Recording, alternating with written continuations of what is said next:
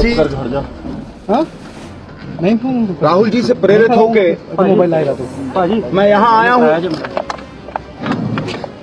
और जो देखा है, जो सुना है, वो दिल दहलाने वाला है। एक जघन्य अपराध की गाथा है।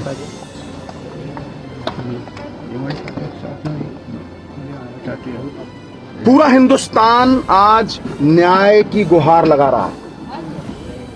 मेरे लिए संविधान से बड़ा, सियासी जीवन मेरा 17 साल का हो गया, संविधान से बड़ा कुछ नहीं। संविधान के जज्बे को, जमहूरियत को, इंसाफ को कत्ल करने का एक प्रयास है।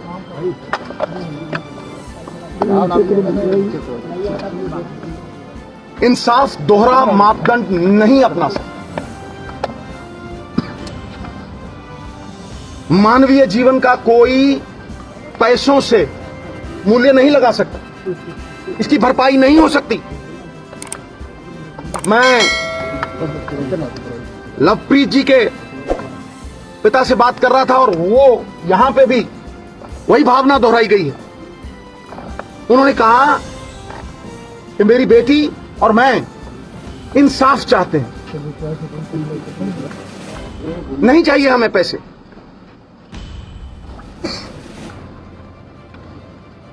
एविडेंस है, वीडियो है, एफआईआर में नाम है, विटनेस कह रहा है कि मैंने देखा, मैंने बाजू पकड़ी।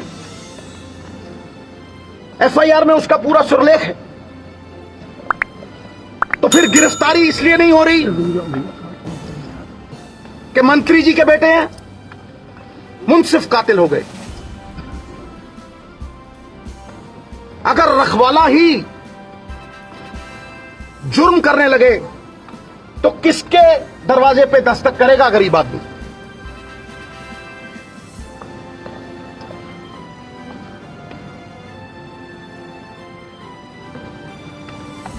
बहुत हुआ।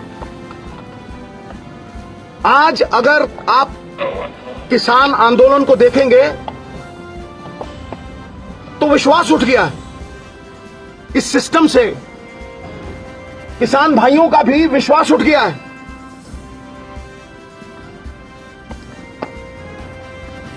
मैंने तब भी मांग की थी कि क्योंकि एफआईआर में नाम है, आई विटनेस है, प्रूफ है, एविडेंस है, मंत्री जी के बेटे को इन्वेस्टिगेशन ज्वाइन करनी चाहिए, नहीं तो अरेस्ट होनी चाहिए। पुलिस अगर चाहे तो बाल की खाल भी निकाल सकती है, इतनी एफिशिएंट है। लेकिन क्यों नजरअंदाज हो रहा है सब कुछ, ये समझ में नहीं आ रहा।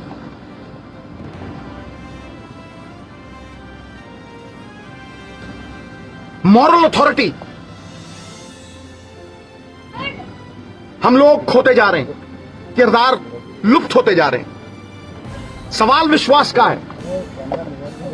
600 किसानों की मौत। मैं जब यहां आ रहा था तो सड़क पे एक बछड़ा आ गया।